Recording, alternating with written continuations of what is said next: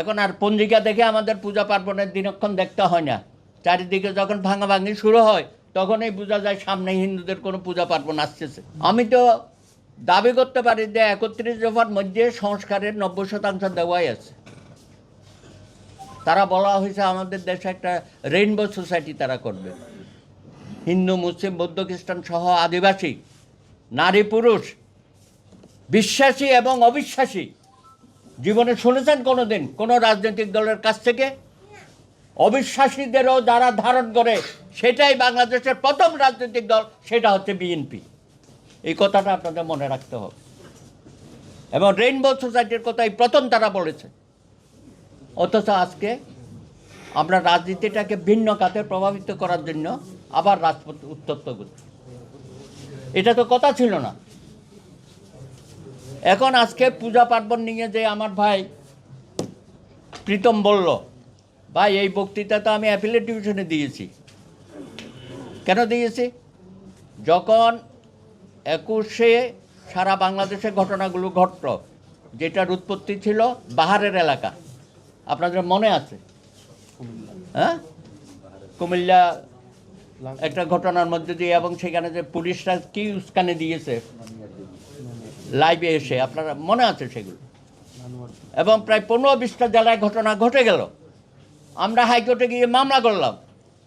হাইকোর্টের বিচারকরা বলল একটা এনকোয়ারি হোক, জুডিশিয়াল এনকোয়ারি প্রত্যেকটা জেলাতে। বাংলাদেশে এই প্রথম কোনো সরকারের অ্যাটর্নি জেনারেল আমিনউদ্দিন হাইকোর্টের এনকোয়ারির বিরুদ্ধে অ্যাপিলেট ডিভিশনে গিয়ে মামলা করেছে। আমি জীবনে কোনোদিন শুনি নাই, আমার প্রায় ৪৫ বছর আইনজীবী পেশায়।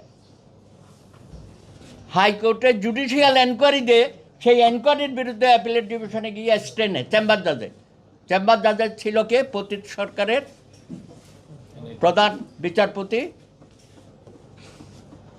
ওবায়দুল হাসান, পলাতক ওবায়দুল হাসান। সে স্টে দিয়ে দিল। পরে স্টে ভ্যাকেট করার জন্য যখন আমরা গেলাম, সেই কথাটাই বলেছিলাম যে মিলট, এখন আর পঞ্জিকা দেখে আমাদের পূজা পার্বণের দিনক্ষণ দেখতে হয় না। চারিদিকে যখন ভাঙাভাঙি শুরু হয় তখনই বোঝা যায় সামনে হিন্দুদের কোনো পূজা পার্বণ আসতেছে। আর আপনি এটা স্টে করে দিলেন, এবং সেই স্টে ভ্যাকেট করলেন না। কী হতো? ২১টা জেলায় যদি জুডিশিয়াল অফিসাররা হাইকোর্টকেই জানতে চেয়েছে যে এসপি কেন যথাযথ ভূমিকা রাখে নাই, ওসি সাহেব কেন ভূমিকা রাখে নাই, ডিসি সাহেব কেন ভূমিকা রাখে নাই, পুলিশ কর্মকর্তারা কেন নীরবে দাঁড়িয়েছিল সব জায়গায়? তারা তো থানা থেকেও পালিয়ে গেছে। আপনি জানেন না, নোয়াখালীতে থানার পুলিশরাও চলে গেছে। আমাদের নির্যাতিত লোকজন যখন যায়, হত্যাকাণ্ড হয়, আপনারা সেখানে জানেন, নোয়াখালী পুলিশদের পাওয়া যায় নাই, ফোন তো ধরেই না। সব জায়গায় ঘটনা ঘটে গেছে, নীরব ভূমিকা পালন করেছে। বাংলাদেশের একমাত্র স্মার্ট সিটি বসুন্ধরা এখন আরো নিরাপদ, আধুনিকতায় আরো এক ধাপ এগিয়ে।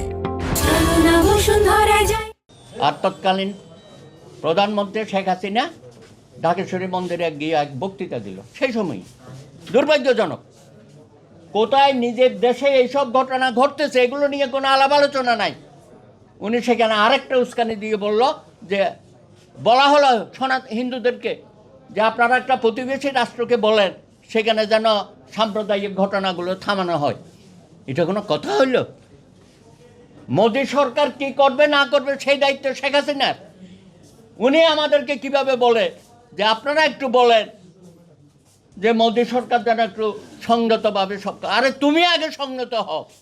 তোমার দেশে কী ঘটনা ঘটছে সেগুলোর ব্যাপারে তোমার কোনো আলাপ আলোচনা নাই। কোনো ওসির বিরুদ্ধে কোনো ব্যবস্থা নিয়েছ? কোনো এসপির বিরুদ্ধে, কোনো ডিসির বিরুদ্ধে? তোমার আওয়ামী লীগ, ছাত্রলীগ, যুবলীগের নেতারা কোথায়? কাগজে সেদিন পাওয়া যায় নাই। কুমিল্লা থেকে শুরু করে চাঁদপুর বলেন, সব জায়গায়, সারা বাংলাদেশে, চট্টগ্রাম, কোনো রাজনৈতিক দলের নেতাকর্মী ইনক্লুডিং পাওয়ার ইন পলিটিক্স তাদেরকে পাওয়া যায় নাই। এটা দুর্ভাগ্য আমাদের। আর গত 15-17 বছর আর কি বলবো, সেই রামু থেকে শুরু করে সর্বশেষ গঙ্গাচড়া কোনো একটি ঘটনার বিচার আমরা পাইনি। তারপর আবার ফেসবুকের যে সোশ্যাল স্ট্যাটাস দেয় ধর্ম অবমাননার নামে মিথ্যাভাবে মিথ্যাচার করা হচ্ছে। সেখানে সব ঘটনা তো শুনেছেন, সব জায়গায় এসব ঘটনা ঘটে। আর যার ফেসবুক স্ট্যাটাস ফ্রড করে মিথ্যাভাবে করা হয় তাকে জেলে বন্দি করে রাখা হয়েছে। আর যারা ঘটনা ঘটালো দুই একটা হয়তো গ্রেপ্তার হয়, তাদেরকে পরে ছেড়ে দেওয়া হয়, কোথা না হয়।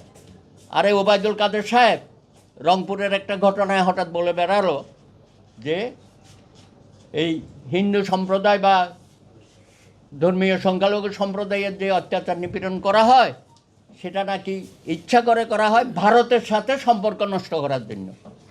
গাঁজাখড়ি কথা না এটা? তোমার দলের লোকজন বা সন্ত্রাসীরা এইসব ঘটনা ঘটায়, তুমি তার বিরুদ্ধে কোনো ব্যবস্থা নাও না, আবার রাজনৈতিকভাবে তুমি বলো যে আওয়ামী লীগের সাথে ভারতের সম্পর্ক খারাপ করার জন্য এখানে ঘটনা ঘটাই।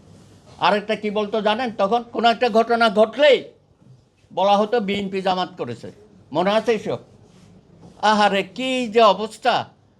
কত আন্তর্জাতিক মিডিয়া তো আমরা বলেছি, আমার বন্ধুরা খেপে গেছিল যে আপনি কেন এটা বলতে যান যে বিএনপি জামাত করে নাই। আর আমি বলছি তো এটা বয়ান, আওয়ামী লীগের বয়ানেই ছিল এটা, যে যেখানেই যত ঘটনা ঘটবে হয়তো বিএনপি জামাত দুই একটা থাকতে পারে, আমি অস্বীকার করছি না বা আমি তাদেরকে ডিফেন্ডও করছি না, কিন্তু আপনি গয়রহ একটা স্লোগান তুলে দিয়েছেন বিএনপি জামাত বিএনপি জামাত বিএনপি জামাত। এটা করে করে কি হয়েছিল? আওয়ামী লীগের দুষ্কৃতিকারীরা যেটা করতো তাদেরকে আপনি রেহাই দিচ্ছেন, তাদেরকে আইনের মধ্যে আনেন নাই। আপনি একটা বিচারহীনতার অপসংস্কৃতির মধ্যে পুরো দেশটাকে নিয়ে গেছে এবং সামগ্রিকভাবে রাজনীতির মধ্যে রাজনীতিকে আপনি কলুষিত করেছেন।